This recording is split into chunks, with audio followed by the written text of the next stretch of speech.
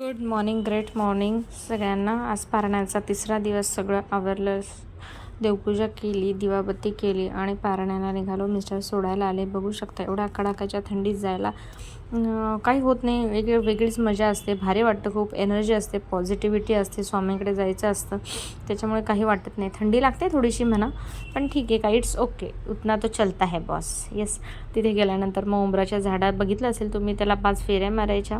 नंतर स्वामींचं दर्शन घेऊन सगळे पारायणाला बसतात. 5 वाजता पारायण चालू होतं. 7 वाजेपर्यंत पारायण चालू असतं. त्याच्यानंतर खूप सगळेजणं बसतात, कोणी उठत नाही, काही नाही. एका सुरात एका लईच सगळे वाचन करतात, त्याच्यामुळे खूप भारी वाटतं. सकाळचा वेळ आहे, तुम्ही म्हणाल झोप वगैरे येत असेल, तसं अजिबात होत नाही. नंतर घरी आली, सगळं आवरलं आणि आम्ही गेलो ऐरोलीला. बघू शकता तुम्ही, एवढा इथे मोठा स्वामींचा दरबार भरला होता की विचारू नका. इकडे आज महायाग होता, त्याचेच साक्षीदार होण्यासाठी आम्ही गेलो होतो आणि इथे प्रहर सेवा करण्यासाठी सुद्धा गेलो होतो. प्रहर सेवा काय असते हे जर तुम्हाला हवं असेल तर ते मी एंडिंगला त्याचा एक फोटो शेअर करते.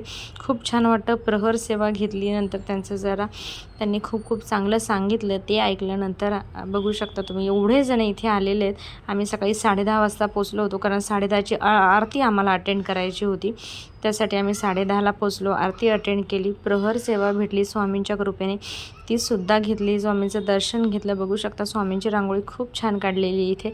अशा प्रकारे स्वामींचं सगळं सजवलेलं होतं. दरबार कसा स्वामींचा सजवलेला आहे बघू शकता तुम्ही. या लेडीज ज्या बसलेल्या आहेत त्या प्रहर सेवा घेण्यासाठी बसलेल्या आहेत. बघू शकता आता आपल्या इथे यज्ञाला सुरुवात झालेली आहे, त्यासाठी लोक इथे बसलेली आहेत. बघू शकता इथे यज्ञाला सुरुवात होणार आहे. एवढी जणं यज्ञाला आलेली आहेत आणि अजूनसुद्धा येतातच आहे. यज्ञासाठी आम्हाला इथे तांदूळ, गहू, तीळ, साखर दिलेले. हे एक एक करून एकेका प्लेटीत टाकायचे आणि स्वाहा म्हणायचं असतं. आणि हे स्वामी चरित्र सारामृताचे 21 अध्याय वाचायचे असतात, ते आम्ही छानपैकी वाचले. बघू शकता तुम्ही. हे जर तुमच्या घरी असेल तर रोज ह्यातले 3 अध्याय आणि 11 माळ स्वामी समर्थ जप करत जावा, खूप चांगला अनुभव येईल.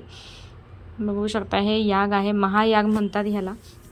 घरच्यांसाठी, मुलांसाठी खूप छान असतं. एक पॉझिटिव्हिटी भेटते इथे जाऊन, मला तर भेटली. नंतर तिथे महागायचा महाप्रसाद होता, तो घेतला, जेवलो, प्रसाद घेतला आणि तिथून नंतर निघालो. नंतर त्याला कोणी तीर्थ दिलं, प्रसाद घेतला आणि अशा प्रकारे एन्जॉय केला आहे.